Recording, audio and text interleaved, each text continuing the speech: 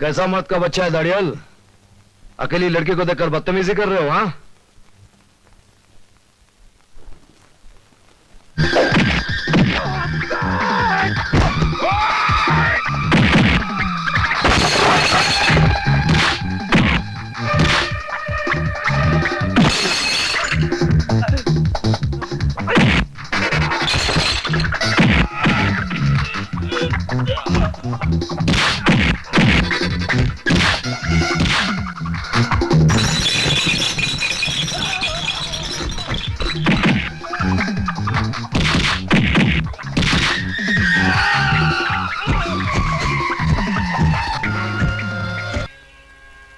इसमें उनका भी भला है, समाज का भी भला है और हमारा भी भला है। ये क्या पापा, आपने विजय का ट्रांसफर करवा दिया, और वो भी इसलिए कि हम एक दूसरे से प्यार करते हैं। विजय के ट्रांसफर की बात मुझे पुलिस स्टेशन से मालूम पड़ी। हाँ बेटी, ये सच है कि मैंने विजय का ट्रांसफर कराया है, लेकिन मैंने जो कुछ भी किया है तेरी भलाई के लिए किया है। एक बाप होने के नाते मैं अपनी इकलौती बेटी का हाथ एक शादीशुदा आदमी के हाथ में देकर अपनी बच्ची की जिंदगी बर्बाद कर देता। पापा आप ये क्या कह रहे हैं? सिर्फ इतना ही नहीं बेटी, बल्कि वो एक बच्चे का बाप भी है। उसने तेरे साथ धोखा किया है। नहीं, नहीं, नहीं, नहीं, नहीं। प्रिया, क्या हुआ? विजय मुझे धोखा क्यों दिया? शादीशुदा होने के बावजूद मुझसे प्यार का नाटक क्यों किया? बताओ, बताओ, बोलते क्यों नहीं? Take it easy, प्रिया। तुम्हारे पिताजी को पुलिस वाला दामाद पसंद नहीं था, इसलिए मेरा ट्रांसफर करके तुमसे दूर किया। उसके बाद ही मैंने शादी की। अब समझ में आया, ये सारा खेल मेरे पापा ने खेला है। अपनी बेटी के साथ ही पॉलिटिक्स प्ले किया। आई एम सॉरी विजय, मुझे माफ कर दो। तुमने शादी क्यों नहीं की? क्योंकि मैं पागल हूँ। मैंने एक बार में ही अपना सारा प्यार खर्च कर दिया, और फिर तुम जैसे रोज रोज कहाँ मिलते हैं? किस्मत, ऑलरेडी लॉस्ट इट। चलो। कहाँ? घर, तुम्हारी बीवी और तुम्हारे बच्चे से मिलने। आज बहुत दिल कर रहा है किसी खुश नसीब से मिलने के लिए। चलो ना, आओ। पापा। हेलो बेटी। कितनी प्यारी बच्ची है। अगर हम दोनों की शादी होती ना, तो शायद हमारी भी ऐसी ही बच्ची होती। क्या नाम है बेबी आपका? सुनिए, that's my wife Kiran. She is so beautiful। अब मैं समझी कि इसीलिए इस घर में मेरी याद तक नहीं आई होगी तुम्हें। कौन है ये?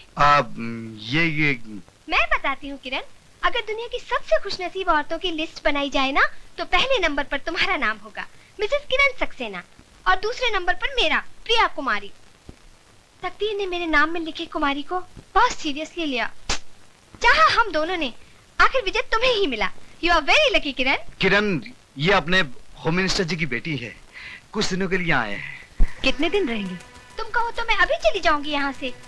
किरण मुझे गलत मत समझो, मैं यहाँ आप बीती दोहराने नहीं आई हूँ।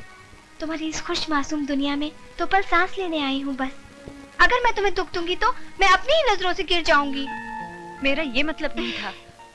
आपका यहाँ आना मेरे लिए इतना अचानक है कि आपने इनके बारे में पहले मुझे कभी बताया नहीं। ये डरपोक क्या बताएगा किरण, मुझसे पूछो। चलो किचन में जाकर चाय बनाकर थोड़ा मुंह मीठा करते हैं। चलो। पापा, ये कौन सी आंटी है? बेटी, ये आंटी नहीं है, ये हम सबका बाप है। और हमें शक है शायद दूसरी महाभारत यहीं से शुरू होगी। अगर ठीक जगह से डाली जाए तो सारे शहर को बीमार करने के लिए इतनी सी दवा काफी है। और इसका इलाज शहर के हर दुकान में इसे खचाखच भर दो, लोगों को इसकी सख्त जरूरत पड़ने वाली है।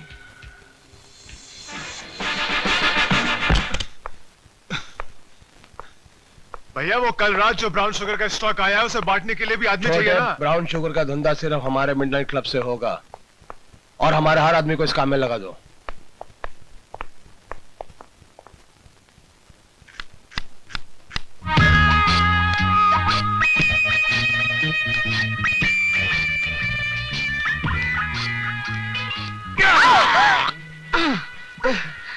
तुम? हाँ, मैं। सॉरी, क्या है कि इस नाइटी की वजह से तुम मुझे अपनी बीवी समझकर गलती कर बैठे ना, राइट? हाँ वो ये नाइटी है ही इतनी खूबसूरत कि मैं खुद को रोक नहीं पाई। तुम्हारी बीबी से ही पूछकर पहनी है।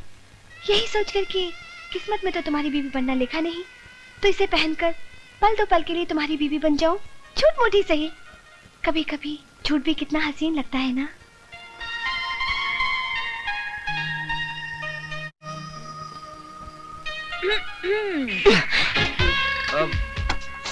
सॉरी किरण, वो क्या है कि ये नाइटी की वजह से गलती हो गई। सर, आपने मुझे बुलाया सर? इंस्पेक्टर विजय सक्सेना, तुम जानते हो कि इस शहर में क्या हो रहा है? शहर में सर? हाँ, इस शहर में, ये शहर जिसे हम अपना घर कहते हैं, तुम जानते हो क्या हो रहा है अपने घर में? तुम्हारी प्रॉब्लम यह है कि तुम्हें सिर्फ जे दिखता है। तुम्हें वो छोटे लोग नहीं दिखते जो अपनी औकात भूलकर आसमान को छूने की कोशिश करते हैं। छोटे लोग? मैं कुछ समझा नहीं सर। समझोगे तब जब तुम अपनी ड्यूटी ईमानदारी और जिम्मेदारी से निभाओगे। You can go, come on. Ji. I said you can go.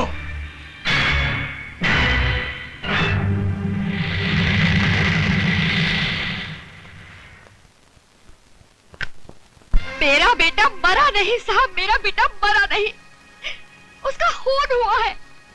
नशा देने वालों ने मेरे बेटे को मार डाला साहब, मेरे बेटे को मार डाला। देखो, ये रोना धोना बंद करो। तुम्हारे बेटे को किसी ने नहीं मारा, तुम्हारा बेटा खुद मर गया है। अगर इसी तरह पागलों की तरह हरकत करती रहोगी तो तुम्हें पागल खाने में बंद कर दूंगा। साहब, आप मुझे सुनते क्यों नहीं? साहब, मेरी बात मानिए, उन लोगों ने मेरे बेटे का खून किया है। साहब, धीरज मेरे रखिए बेटे को मालिक। मुझे बताइए क्या हुआ? अब तो धीरज ही रखना है बेटा। अब तो उन माओ को डर कर रहना चाहिए जिनके बच्चे अभी तक जिंदा है। आपके बेटे को जिन्होंने शिकार बनाया, आप उन्हें जानती हैं? मिडनाइट क्लब के लोग हैं। माँ जी, आपके बेटे को तो मैं वापस नहीं ला सकता, लेकिन मैं आपसे वादा करता हूं, आपके बेटे के खूनियों को मैं चैन से जीने नहीं दूंगा। आप जाइए।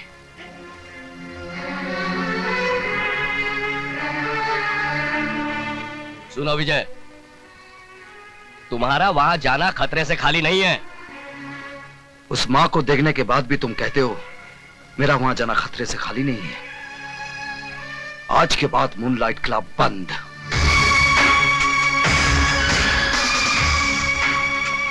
भाई सुनो, तुम जेजे के पास जाना और कहना कि रेड होने वाली है। समझे? तुम जाओ।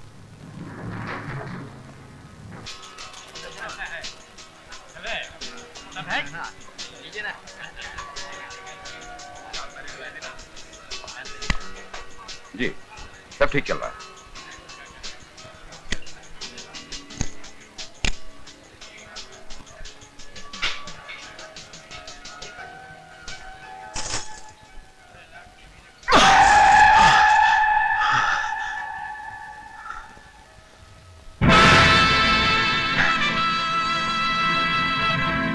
आइए इंस्पेक्टर साहब, आइए। आप भी जुआ खेलने आए हैं? जी नहीं, आपका ये खेल बंद करने आया हूं। तुम?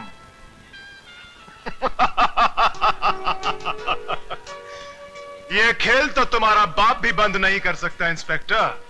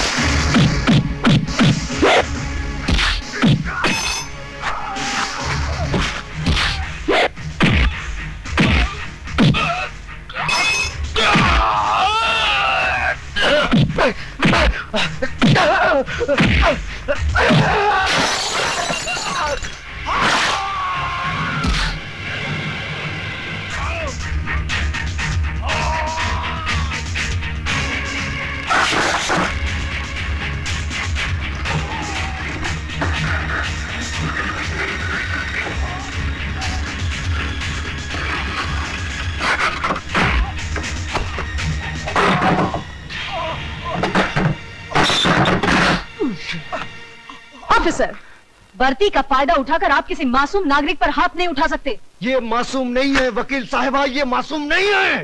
होश में आइए इंस्पेक्टर साहब। हर आदमी तब तक निर्दोष होता है जब तक अदालत उसे मुजरिम करार नहीं देती।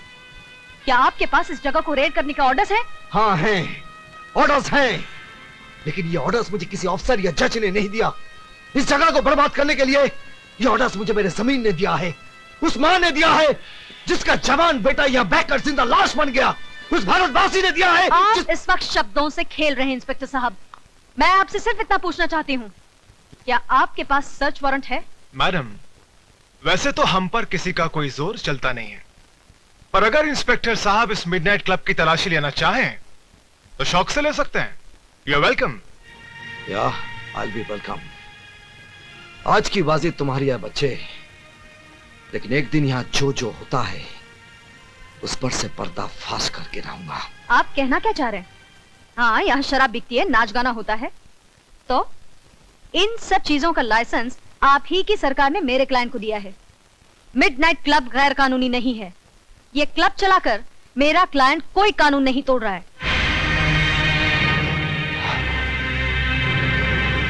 आप ठीक कहती हैं वकील साहबा, यहाँ कानून नहीं इंसान टूटते हैं, लेकिन इससे आपके कानून को क्या है ना? तंग आ चुका हूं मैं तुम्हारे पति से। अपने आप को समझता क्या है? मेरे पास लाइसेंस है, परमिट है, उसके बावजूद जम उड़ाता है, छापे मारता रहता है।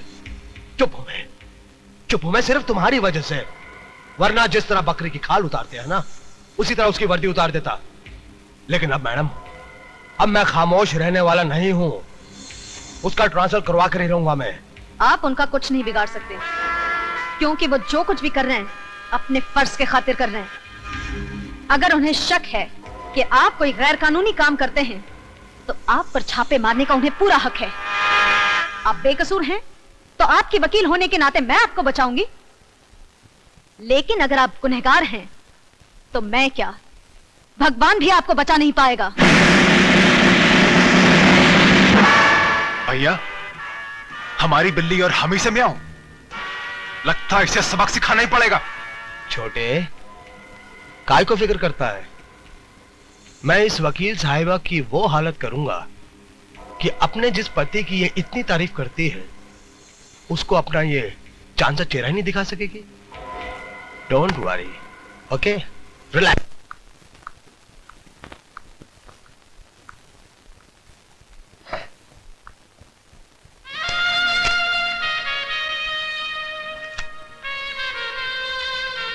बेटे इधर आओ। क्या है पापा? बेटे ये गलत चीज है, लेकिन कानूनी से गलत साबित नहीं कर सकती। क्या मतलब? मतलब ये कि ये तुम्हें बर्बाद कर सकती है, लेकिन मैं तुमसे अपने आप को बर्बाद करने का हक छीन नहीं सकता। पापा ये खाने की चीज है? ये तुम्हें भी खा सकती है, चक्कर देखोगी? ये लो। क्या कर रहे हैं आप? पागल तो नहीं हो गए? अपनी बेटी की बारी आई तो इतना गुस्सा आ गया। हाँ? मतलब? दुनिया में इसे खाकर कितने लोग मर रहे हैं, कभी तुमने सोचा है? इसका कारण कौन है तुम जानती हो? कौन? जे। ये कहाँ मिली तुम्हें? मिडनाइट क्लब में। आपने मुझे बताया क्यों नहीं? क्या फायदा? क्या ब्राउन शुगर की एक थैली ये साबित कर सकती है कि मिडनाइट क्लब में इसका धंधा होता है? अदालत में यह भी तो दावा किया जा सकता है कि ये थैली क्लब के किसी ग्राहक की जेब से मिली है ना? यू नो द गेम किरण, तुम बहुत बार ये गेम खेल चुकी हो। लेकिन किरण, ये पैकेट न जाने कितने जवान लाशों को निगल चुकी है और आगे भी कितने निगल जाएगी, लेकिन फिर भी जे इसे बेचने से नहीं डरेगा, क्योंकि तुमने उसका डर दूर किया है।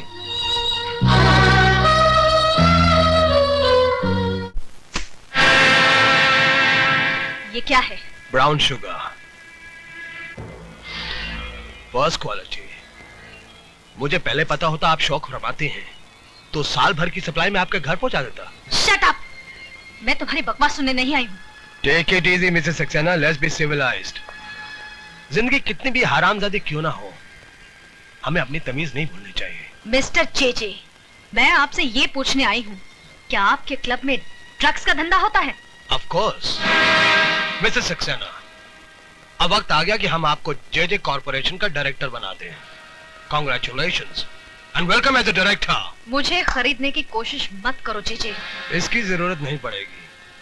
आप हमारी कानूनी तोप होने के नाते पहले से ही बिक चुकी। ये झूठ है। मैंने किसी गैर कानूनी काम में आपका साथ नहीं दिया और न दूंगी। बेशक, बल्कि आपने हमारे हर काले धंधे को कानूनी चोला पहना